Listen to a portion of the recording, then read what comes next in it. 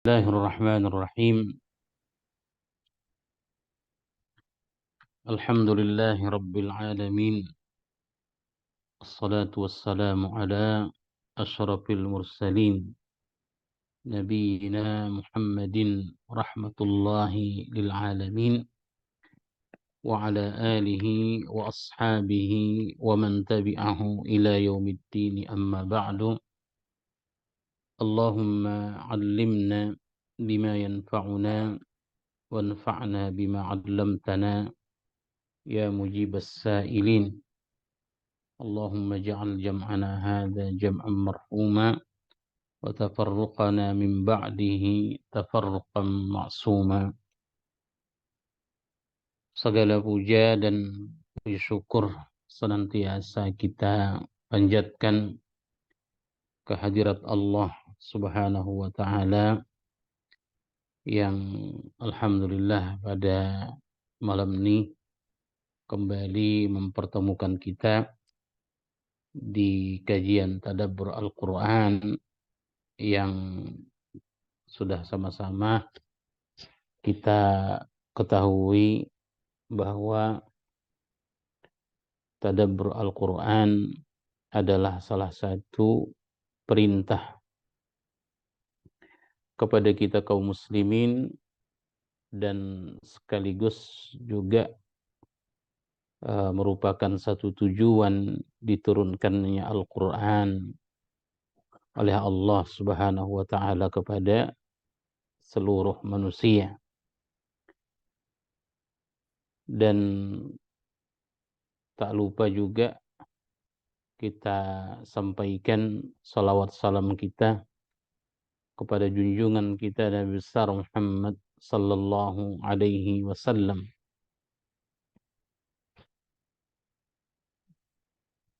Di ayat terakhir kita sudah di penghujung sebenarnya dari surah Ibrahim. Dan di surah ini kita sudah tadabburi dan pelajari inti dari surah ini secara umum, yakni mengisahkan tentang Nabi Ibrahim alaihissalam. Dan karena itu surah ini juga dinamakan dengan surah Ibrahim. Dan di penghujung dari kisah beliau alaihi salatu wassalam yang kita pelajari pada pertemuan yang lalu, yaitu ucapan syukur beliau kepada Allah di dalam firman Allah, alhamdulillahilladzi wahabali 'alal kibari Ismail wa Ishaq. Segala puji hanya untuk Allah, kata beliau, yang telah menganugerahkan kepadaku alal kibari, di masa tuaku, kata beliau, Ismail dan Ishak.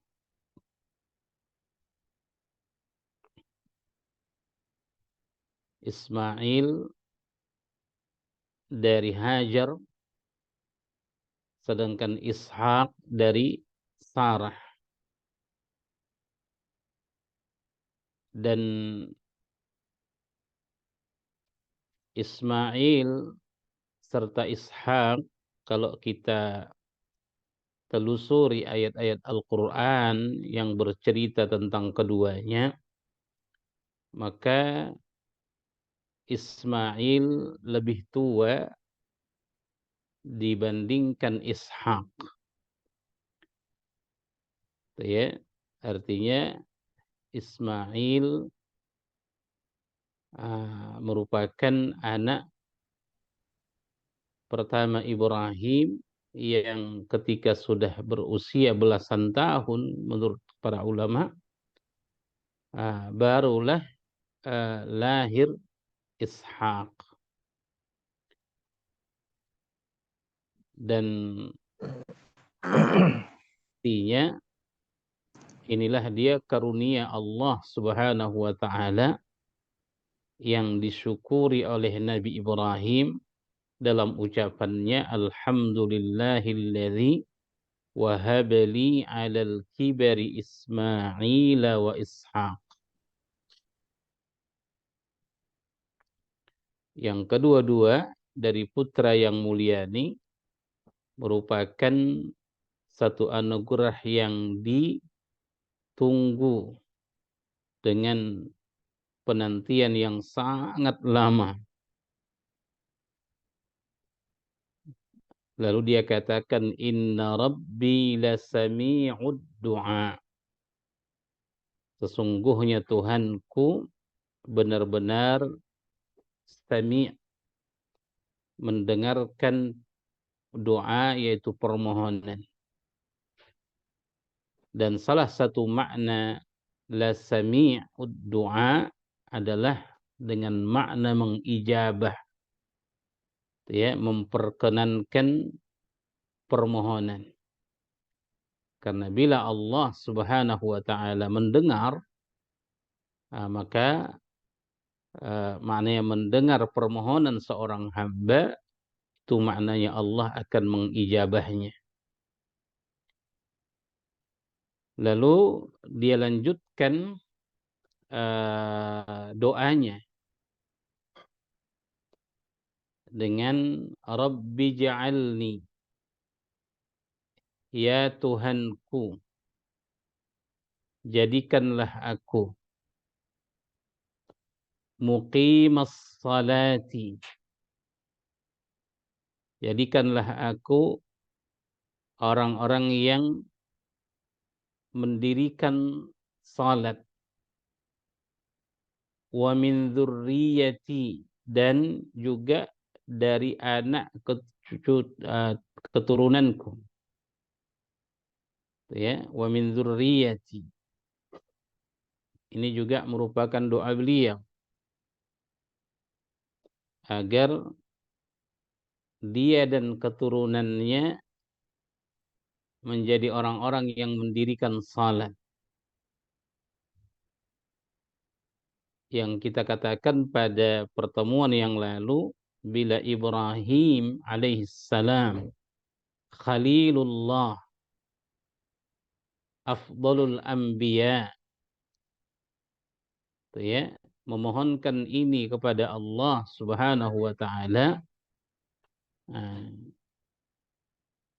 tentu sangatlah patut kita yang bukan nabi ini, yang bukan siapa-siapa ini di sisi Allah, memohonkan ini kepada Allah setinggi-tingginya dan sebanyak-banyaknya.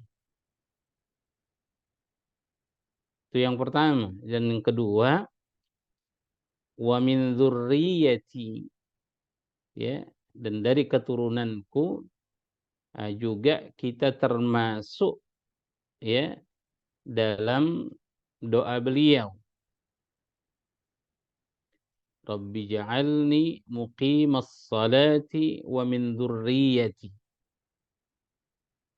Rabbana wa taqabbal du'a. Ya Tuhan kami, perkenankanlah permohonan. Lalu dia tutup permohonannya, doanya kepada Allah Subhanahu wa taala dengan ucapannya, Rabbana ighfirli, ya Tuhan kami, ighfirli, ampunilah aku, wali walidayya, dan kedua orang tuaku, walil mu'minina, dan ampuni juga untuk orang-orang yang beriman, yauma yaqumul hisab, tentu pada hari terjadinya hisab, yaitu terjadinya kiamat. Karena salah satu dari persinggahan-persinggahan yang panjang pada hari kiamat itu, ada satu persinggahan namanya al-hisab, yaitu perhitungan. Inilah sekalian doa Nabi Ibrahim alaihi salam yang dimohonkannya kepada Allah, ya, dan diabadikan permohonannya itu oleh Allah Subhanahu wa taala di dalam Al-Qur'an, agar menjadi pelajaran bagi kita kaum muslimin bahwa memohonkan permohonan kepada Allah Subhanahu wa taala tidak cukup hanya memikirkan nasib kita sendiri, akan tetapi dari apa yang kita dapatkan, ya, di doa Nabi Ibrahim ini juga pelajaran bagi kita bahwa di samping kita mendoakan kita kepada Allah Subhanahu wa taala untuk kebaikan dunia dan akhirat kita, juga diajarkan kepada kita untuk mendoakan orang-orang terdekat kita, ya, dan mendoakan orang-orang yang seaqidah, orang-orang yang seiman dengan kita. Secara khusus yaitu doa permohonan ampun untuk diri kita, orang tua kita, dan orang-orang beriman, ya, secara umum pada hari terjadinya kiamat. Lalu di ayat kita pada malam ini, ya, setelah diabadikannya oleh Allah doa Nabi Ibrahim alaihissalam, ya, agar dia, orang tuanya, dan orang-orang beriman yang memperoleh pengampunan dari Allah Subhanahu wa taala pada hari kiamat, maka penutup doa ini, ya, penutup dari doa beliau ini mengantarkan kita kepada ayat-ayat yang akan kita pelajari malam ini, berbicara tentang hari kiamat, ya, dan digambarkanlah kepada kita di ayat-ayat kita malam ini, ya, tentang keadaan orang-orang yang zalim secara khusus, ya, ketika terjadinya kiamat. Karena itu di dalam ayat kita malam ini, ayat yang ke-42, qala Allah Ta'ala, a'udzu billahi minasy syaithanir rajim, wa la tahsabannallaha ghafilan 'amma ya'maludz zalimun, innama yuakhiruhum liyaumin tashkhasu fihil absar, muhti'ina muqni'i ru'usihim, la yartaddu ilaihim tarfuhum wa af'idatuhum hawa. Kata Allah dalam ayat ini, wala tahsabannallaha ghafilan, dan janganlah sekali-kali engkau mengira, wahai Muhammad, atau siapapun engkau, wahai umat Al-Quran, berprasangka atau mengira bahwa Allah Subhanahu wa taala ghafilan, lalai, atau lupa terhadap apa? Amma ya'malul zalimun. Ya, lalai atau lupa dari apa yang diperbuat oleh orang-orang yang zalim. Jadi ayat ini memerintahkan kepada seluruh manusia, siapapun dia, untuk tidak menduga atau mengira bahwa Allah itu lengah, lalai dalam artian tidak akan menjatuhkan sanksi atau siksaan terhadap orang-orang yang berbuat zalim. Jangan pernah sedikit pun kita mengira itu, menduga seperti itu. Karena sekecil apapun kezaliman yang dilakukan oleh seseorang, Allah itu tidak akan pernah lalai dan tidak akan pernah lupa untuk menjatuhkan sanksi terhadap pelakunya. Karena itu kata Allah, wala tahsaban. Ya, jangan pernah duga, jangan pernah kira.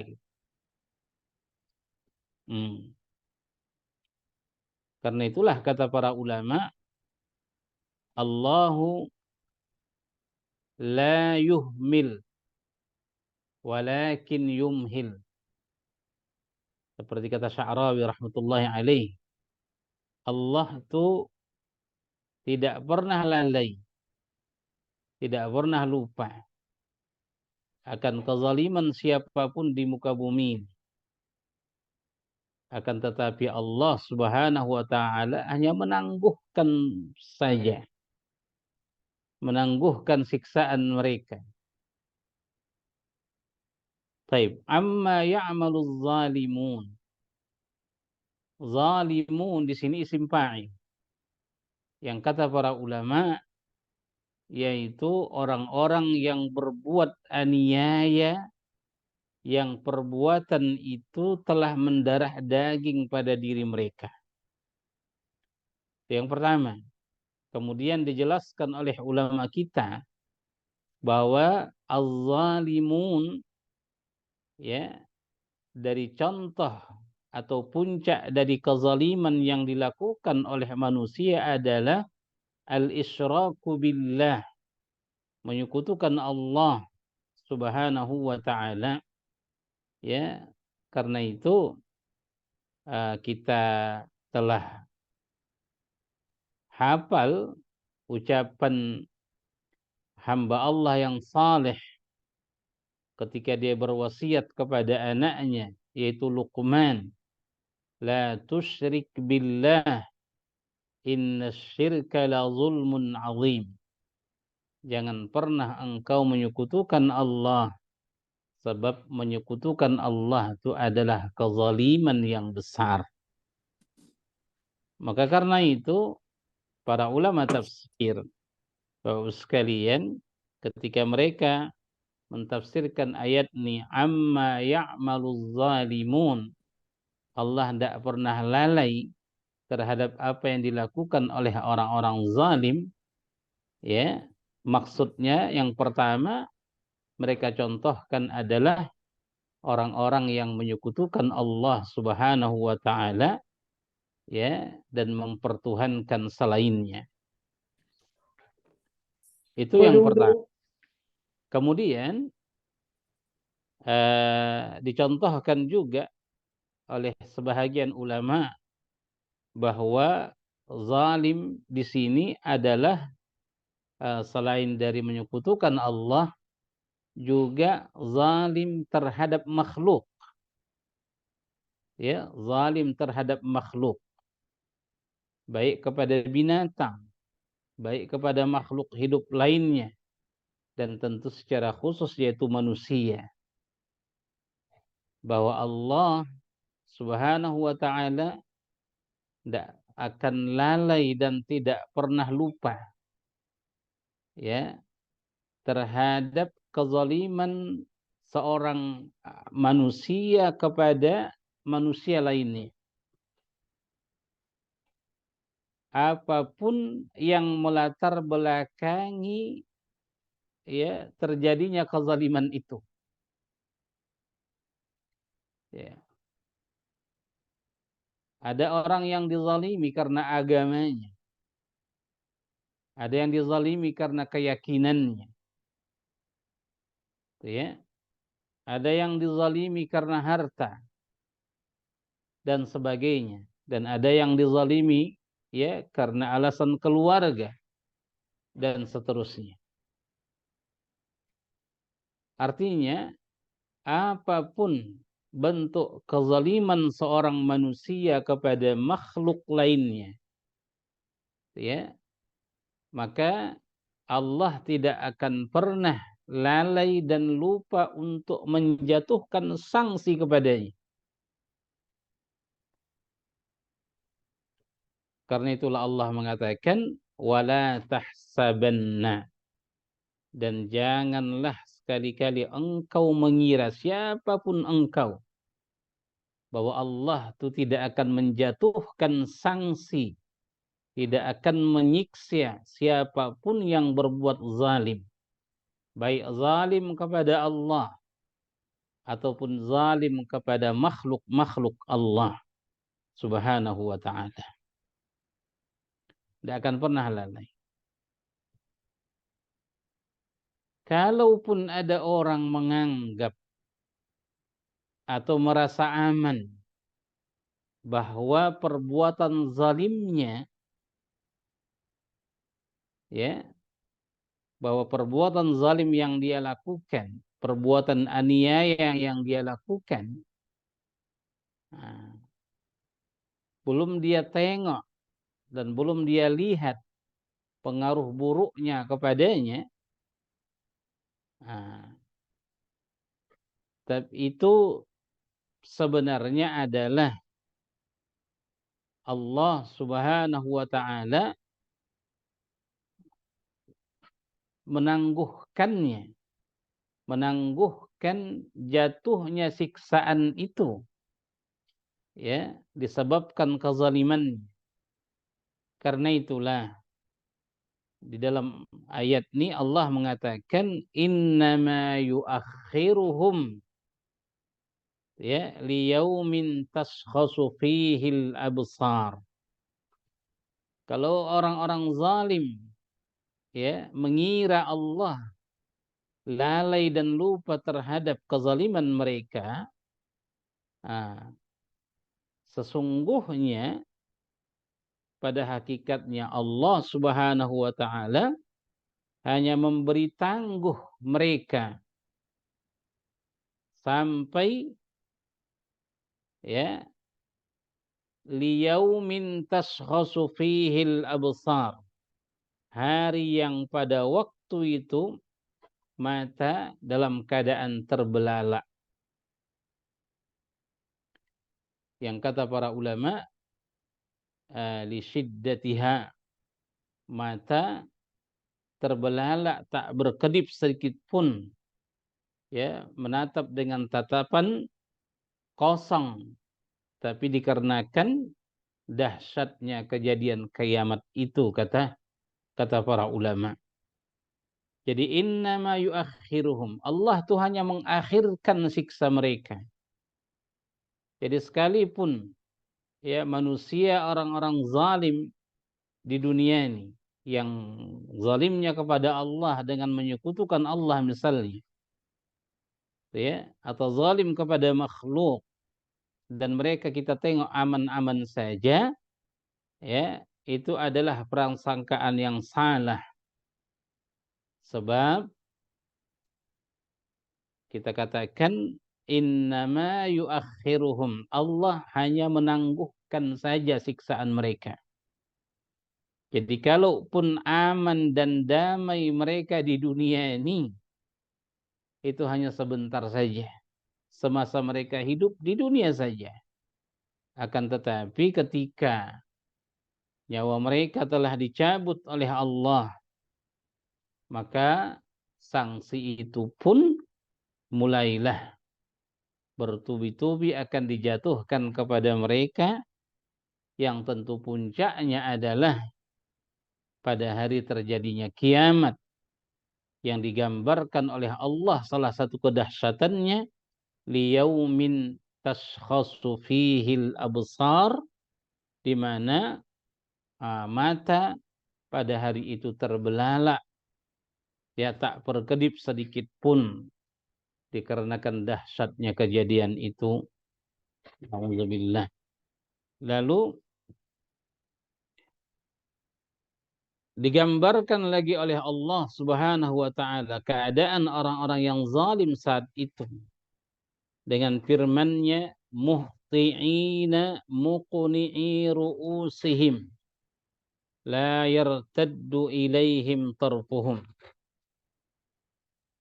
Mereka datang dengan bergegas, kata para ulama tafsir, muhti'ina musri'ina, maknanya datang dalam keadaan cepat-cepat, ya, bergegas, yang kata para ulama untuk memenuhi panggilan dari yang menyeru mereka pada hari kiamat nanti. Muhti'ina musri'ina, kata ulama tafsir, ya, itu keadaan mereka memenuhi panggilan Allah Subhanahu wa taala pada hari kiamat. Muqni'i ru'usihim, muqni'i dari kata iqna, yang kata para ulama, ya, di samping mereka ya bergegas dengan cepat-cepat untuk memenuhi seruan yang memanggil mereka, juga mereka ya dengan mengangkat kepala.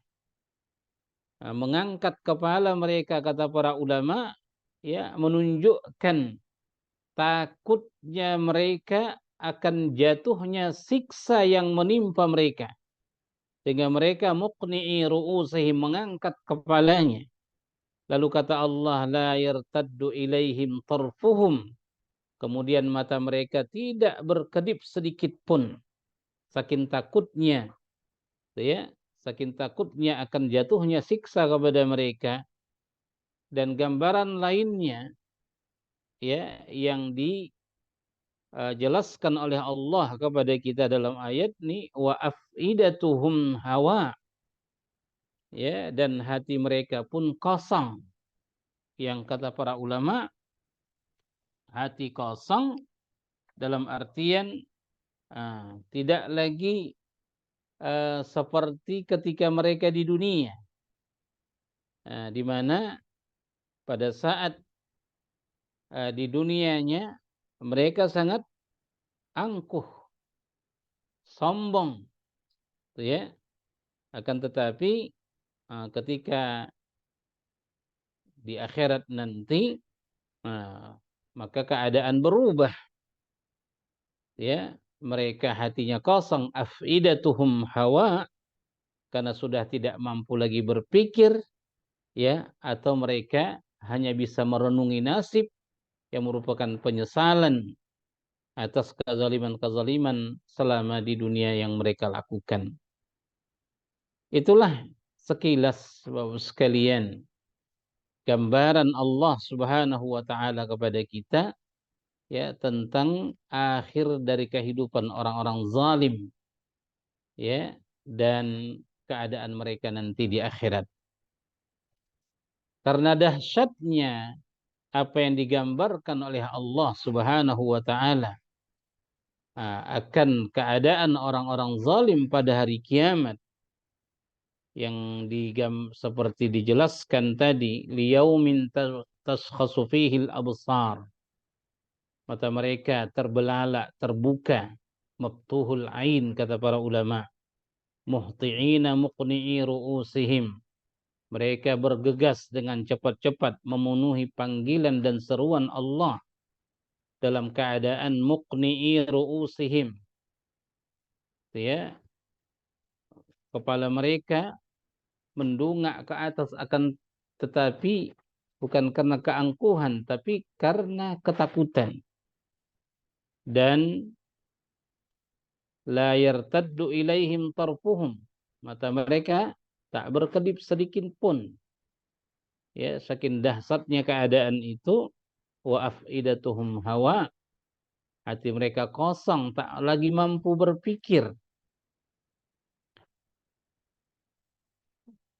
Karena dahsyatnya keadaan itu, kata para ulama, maka Nabi Shallallahu Alaihi Wasallam diperintahkan oleh Allah untuk mengingatkan manusia akan kedahsyatan kiamat itu. Maka karena itulah Allah di ayat yang ke-44 ini memerintahkan kepada Nabi SAW, wa anzirin nas, wa anzirin nas. Nah, peringatkanlah atau beri peringatanlah kepada manusia, kata Allah Subhanahu wa taala, ya, wa anzirin nas, dan peringatkanlah manusia, yauma ya'tihimul azab, tentang hari kedatangan azab atau siksa.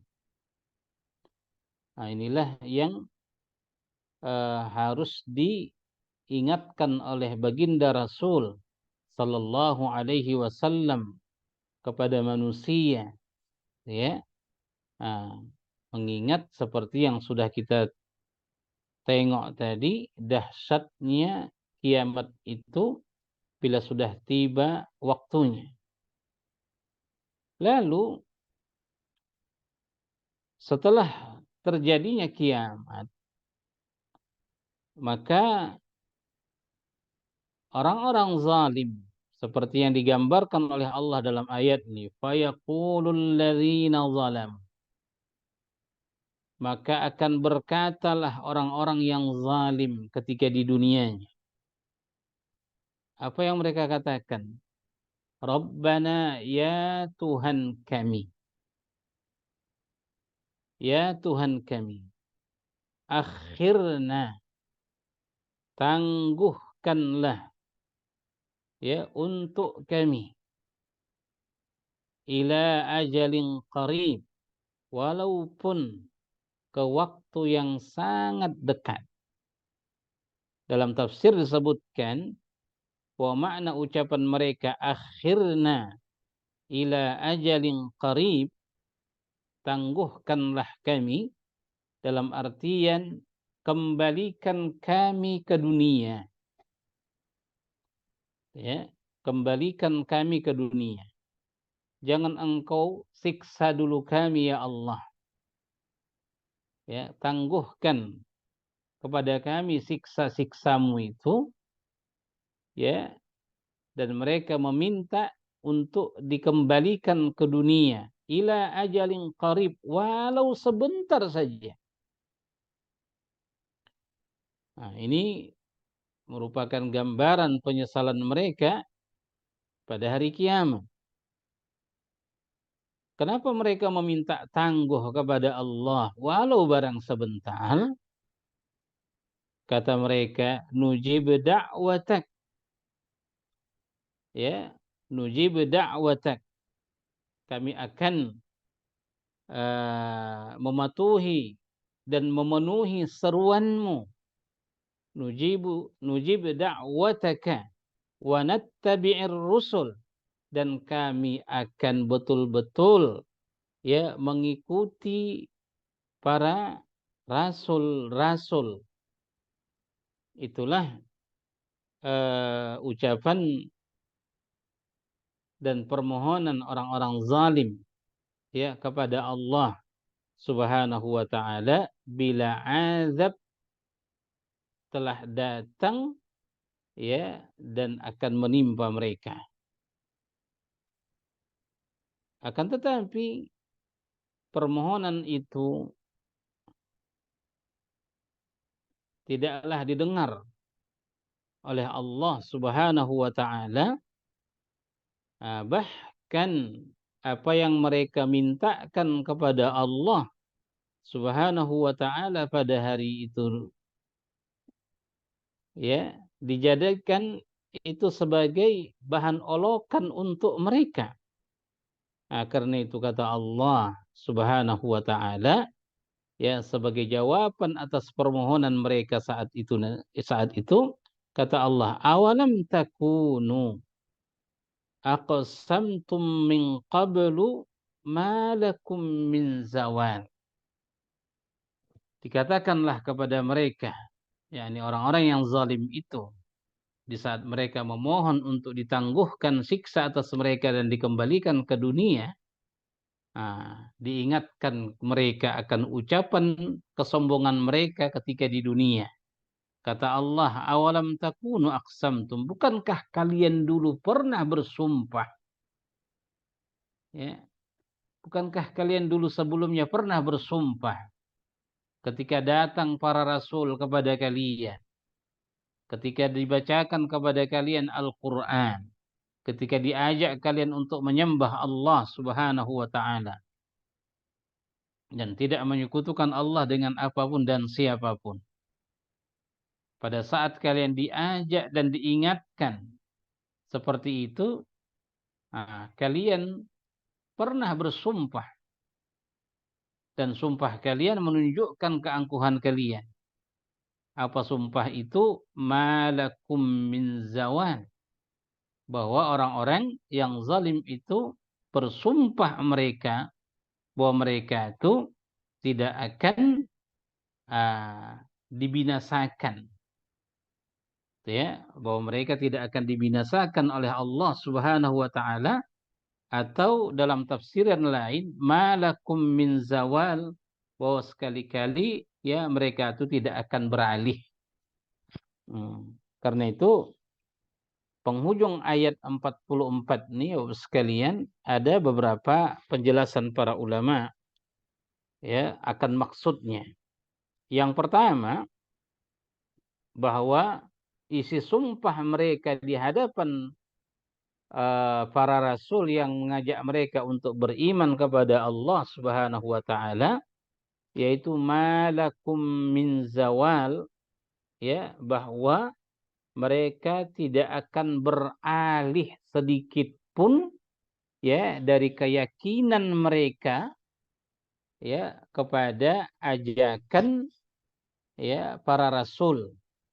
Itu yang pertama makna dari min zawal yang merupakan sumpah mereka. Jadi malakum min zawal, mereka bersumpah di hadapan para rasul atau di hadapan siapapun yang mengajak mereka agar beriman kepada Allah, bahwa mereka tidak akan pernah beralih dari keyakinan yang sudah mereka yakini, ya, kepada keyakinan yang diajarkan oleh Rasul atau orang-orang yang mengajak, ya, kebenaran kepada mereka. Itu yang pertama. Atau juga kata para ulama, malakum min zawal, ya, mereka bersumpah, ya, kepada orang-orang yang mengingatkan mereka bahwa malakum min zawal, mereka itu tidak akan pernah, ya, beralih dari kehidupan duniawi kepada kehidupan ukhrawi. Itu salah satu makna dari min zawal. Maknanya mereka tidak akan binasa, seperti yang kita jelaskan tadi.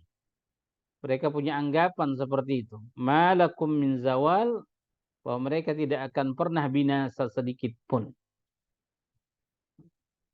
Itulah sumpah yang kata para ulama ungkapan dari keangkuhan dan kesombongan mereka.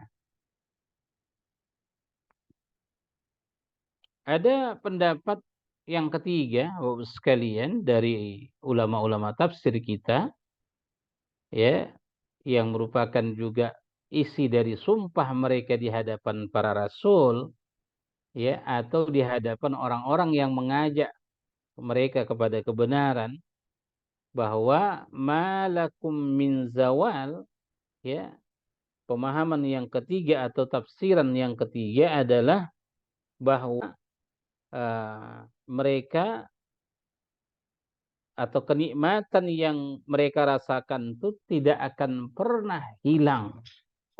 Malakum min zawal. Ya.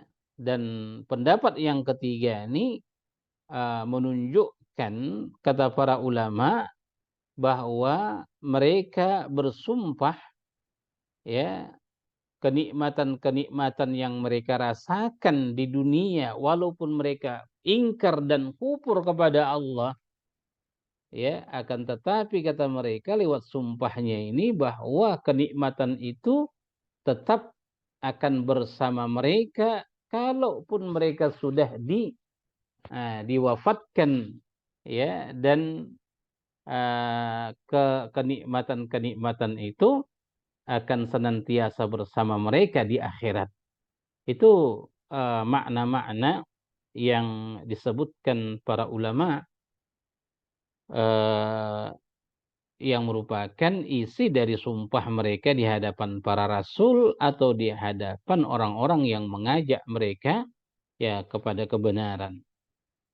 Nah, itulah jawaban Allah Subhanahu wa taala akan permohonan mereka untuk ditangguhkan dan dikembalikan ke dunia.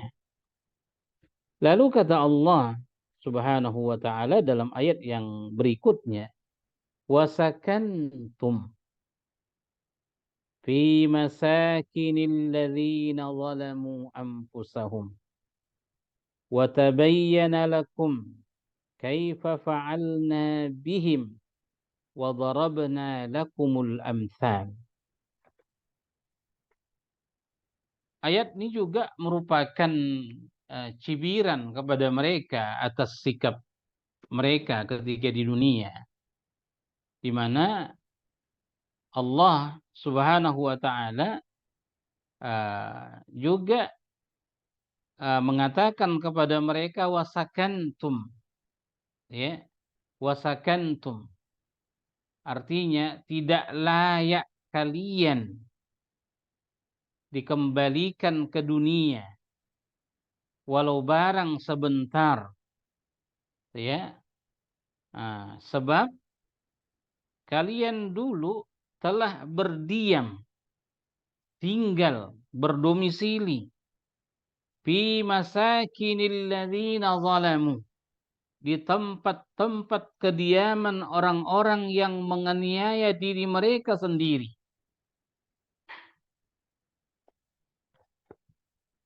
Ya. Wasakantum fi masakinil ladzina zalamu anfusahum. Mereka diingatkan bahwa mereka pernah tinggal di daerah-daerah, ya, yang pernah, ya, di daerah tersebut Allah Subhanahu wa taala membinasakan orang-orang terdahulu sebelum mereka, ya, disebabkan oleh kekufuran mereka, tapi itu tidak mereka jadikan sebagai pelajaran, ya, seperti kata para ulama bahwa bila kita khususkan ayat ini kepada orang-orang musyrik Mekah, ya, bila kita khususkan ayat ini sekalian kepada orang-orang musyrik Mekah, artinya orang-orang Mekah ini dulu yang membangkang kepada Muhammad sallallahu alaihi wasallam, menyekutukan Allah dengan berhala-berhala yang mereka sembah, ya, bahwa tempat tinggal mereka ini dikelilingi oleh tempat-tempat bersejarah, di mana tempat-tempat tersebut pernah dibinasakan oleh Allah orang-orang sebelum mereka karena kekufurannya. Bila mereka akan berangkat misalnya menuju Syam, ya, menuju Syam, mereka akan melewati perkampungan kaum Tsamud, ya, akan melewati perkampungan kaum atau negeri kaum Tsamud yang kita tahu bahwa mereka juga adalah orang-orang terdahulu yang dibinasakan oleh Allah karena keingkaran dan kekufuran mereka.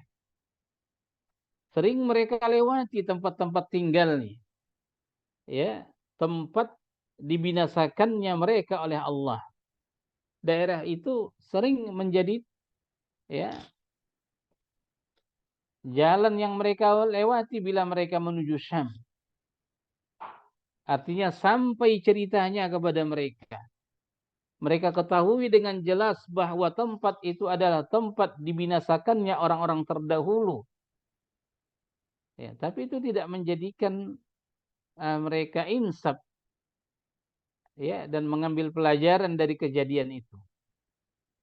Bila mereka berangkat ke Yaman, mereka akan melewati, ya kan, negeri yang dibinasakan di sana kaum Ad, kaumnya Nabi Hud alaihissalam. Jadi mereka tahu sejarah penaklukan orang-orang terdahulu sebelum mereka karena kekufurannya. Karena itulah mereka diingatkan oleh Allah, wasakantum, kalian pernah tinggal fi masakin, ya, di daerah-daerah alladzina zalamu anfusahum, yang telah menzalimi, ya, diri mereka sendiri. Yang karena kezaliman itu Allah membinasakan mereka.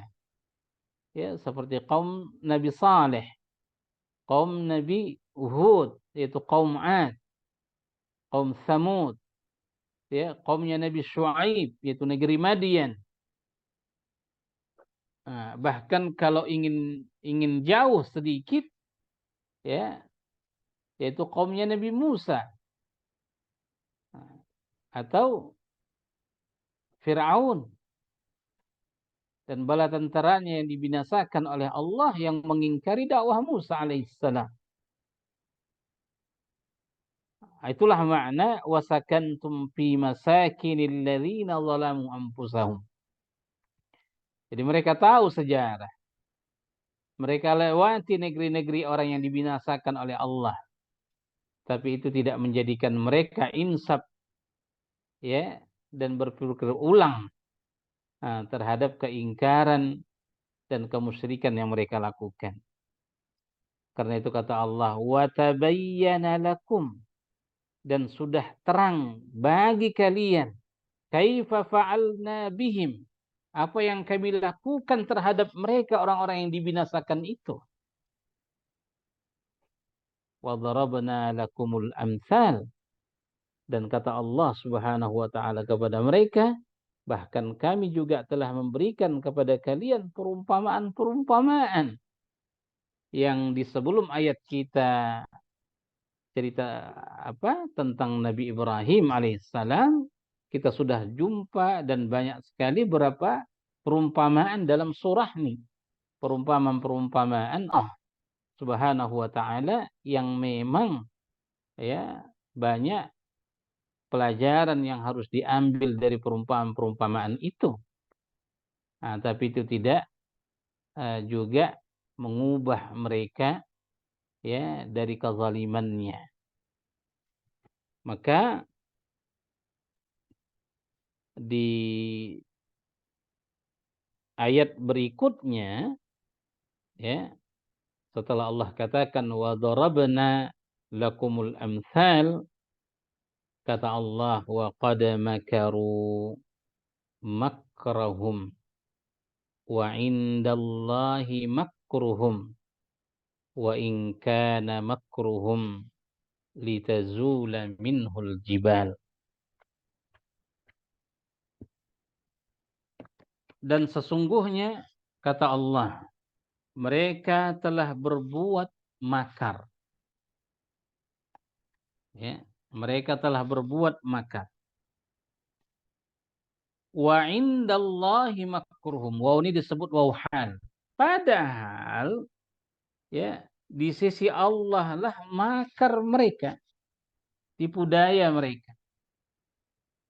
Wa in kana makruhum, ya, wa in kana makruhum, dan sesungguhnya makar mereka, litazula minhul jibal, ya, tidak dapat melenyapkan Al-jibal yaitu gunung-gunung.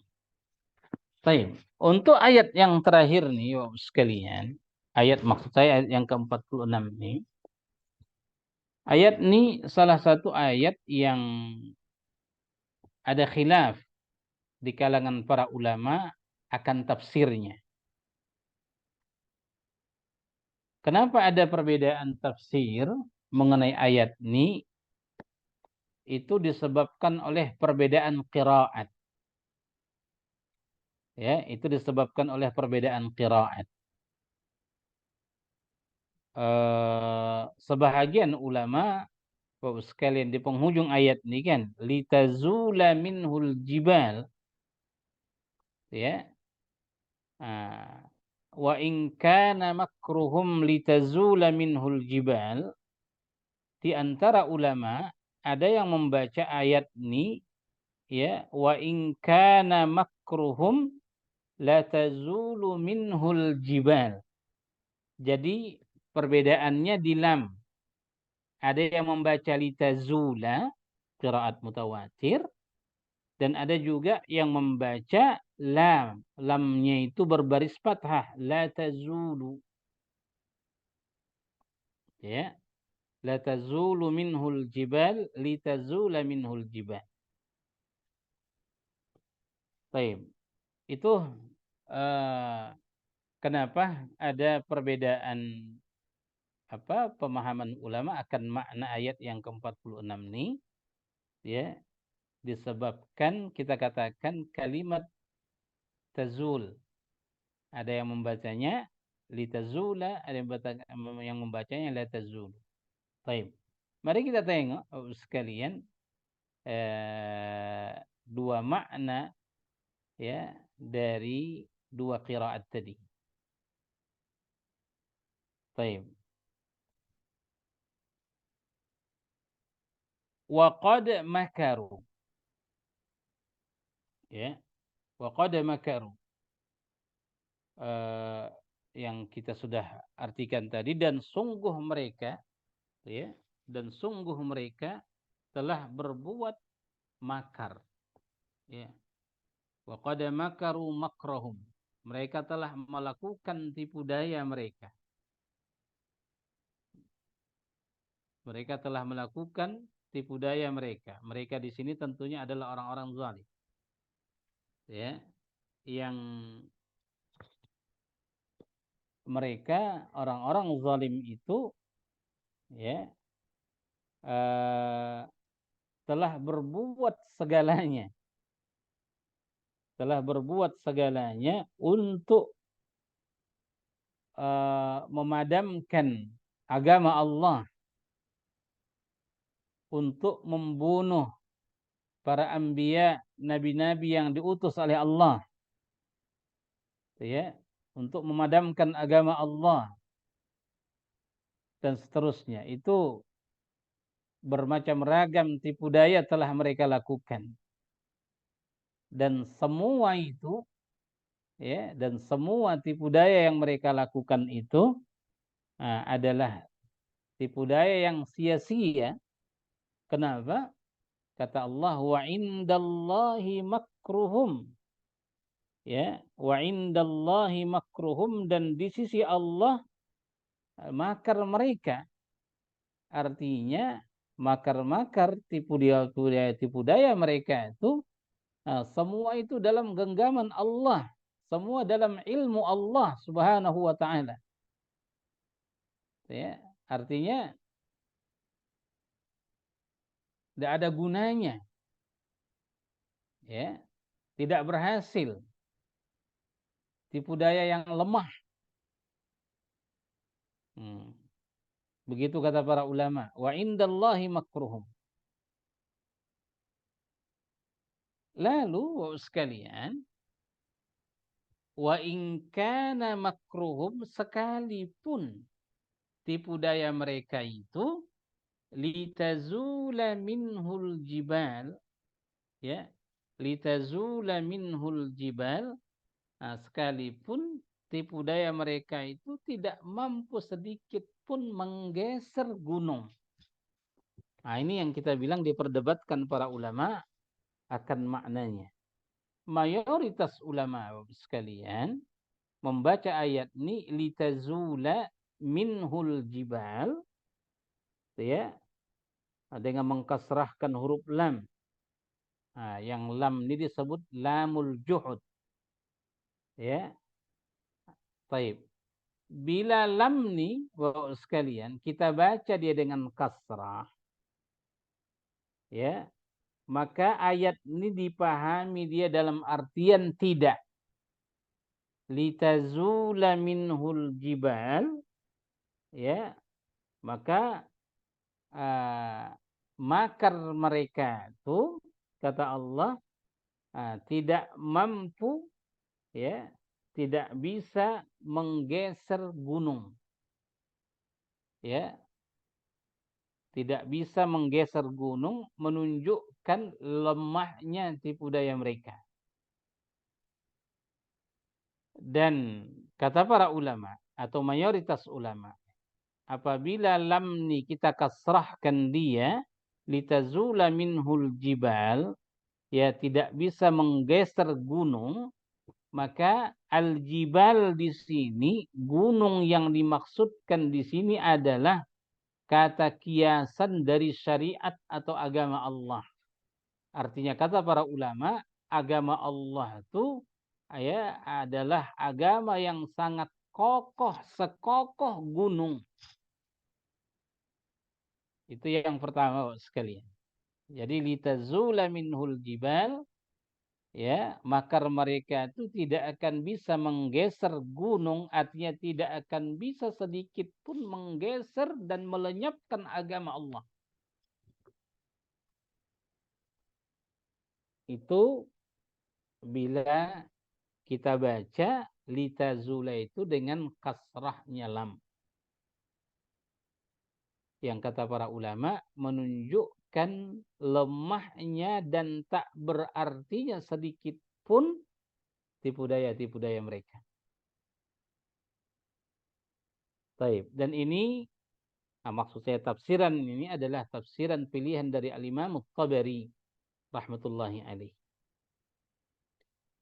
Taib. Wa'us sekalian.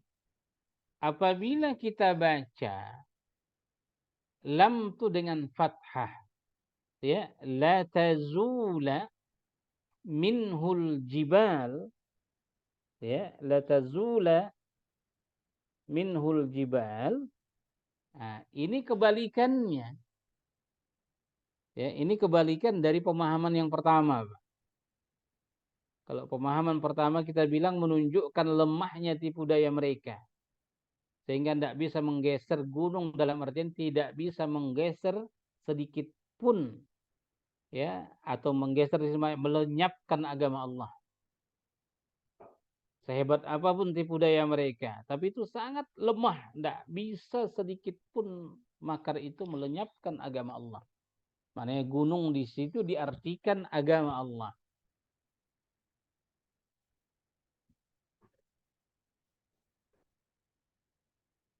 Kalau kita baca dia fathah, saya bilang, maka kebalikannya menunjukkan bahwa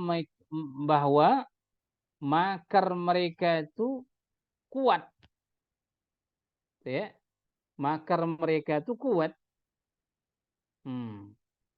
Jadi wa qad makaru makrahum wa indallahi makruhum. Mereka telah melakukan makar tipu daya. Tapi di sisi Allah tipu daya mereka, maknanya tidak bermanfaat, tidak berfaedah, tidak berhasil tipu daya itu karena ada dalam genggaman Allah. Sekalipun tipu daya mereka itu mampu menggeser gunung saking kuatnya. Bapak tengok perbedaannya. Ya. Baik, karena itu kata para ulama, apabila lamnya kita fathahkan sekalian, la tazula minhul jibal, jibal di sini ya bukan dengan makna kiasan tapi dia dengan makna hakiki. Ya, makna hakiki. Makar mereka itu memang hebat. Tipu daya mereka itu memang kuat, kokoh, mampu menggeser dan melenyapkan gunung, kira-kira begitu. Akan tetapi karena indallahi makruhum, karena semuanya makar mereka itu ada dalam genggaman Allah, sekuat apapun dia yang digambarkan bisa menggeser gunung, maka itu tidak juga berhasil ya di hadapan Allah Subhanahu wa taala. Itu sekalian, wa in kana makruhum litazula minhul jibal. Jadi intinya boleh kita baca ayat ini dengan litazula minhul jibal, boleh juga dibaca latazulu minhul jibal. Saya ulang balik, bila lam ini kita kasrahkan menunjukkan lemahnya tipu daya mereka. Tapi bila kita fathahkan lamnya latazulu, itu menunjukkan kuat dan hebatnya tipu daya mereka, akan tetapi ya tidak berhasil karena tipu daya itu digagalkan oleh Allah Subhanahu wa taala. Kemudian Bapak sekalian, kita jumpai kalimat makar tadi dalam ayat ini, ya, bahwa ya, seperti yang sudah sering kita jelaskan, bahwa musuh-musuh ya para nabi selalu mereka melakukan makar. Akan tetapi Allah pun melakukan makar, ya. Tapi makar mereka dengan makar Allah itu tentu berbeda sekali. Bila makhluk membuat makar, itu biasanya identik dengan kejahatan, ya. Itu identik dengan kejahatan. Tapi apabila Allah berbuat makar, itu tujuannya kebaikan. Maka bila orang-orang kafir buat makar terhadap para anbiya, maknanya ingin membinasakan ya para anbiya, menghalang-halangi dakwah mereka. Tapi bila Allah berbuat makar, maka itu untuk menyelamatkan anbiya, itu untuk menjaga agamanya. Itu perbedaan antara ya makrul makhluk, makar makhluk dengan makar Allah. Makanya Allah itu khairul makirin, sebaik-baik pembuat makar. Dan kata para ulama, ya berdasarkan firman Allah SWT, wala yahiqul makrus sayyu illa bi ahli. Ya, makar yang buruk, ya, makar yang buruk, tipu daya yang buruk itu tidak akan menimpa selain orang-orang yang merencanakannya sendiri. Ya, makar yang buruk akan kembali kepada pelakunya. Makar yang baik ini yang membuat maslahat. Demikian saya kira ayat kita pada malam ini. Insya Allah di pertemuan akan datang kita akan kaji ayat-ayat terakhir dalam surah Ibrahim ini, insya Allah. Walau ada keinginan tadi untuk menyelesaikan ayat ini pada surah ini pada malam ini sekalian, tapi supaya tidak terlalu panjang, ya, maka kita tangguhkan insya Allah ke pertemuan akan datang, yang mudah-mudahan insya Allah 5 ayat yang kita pelajari malam ini menjadi amal saleh bagi kita insya Allah. Dan apa yang kita dengarkan ya dari pelajaran-pelajaran ya yang kita ungkapkan tadi sebagai kandungan dari ayat ini, mudah-mudahan menjadi penambah iman bagi kita insya Allah. Barakallahu fiikum wa jazakumullah khair. Kita sudahi dengan doa kifarat majelis. Subhanakallahumma wa bihamdika asyhadu an la ilaha illa anta astaghfiruka wa atubu ilaik. Wassalamualaikum warahmatullahi wabarakatuh.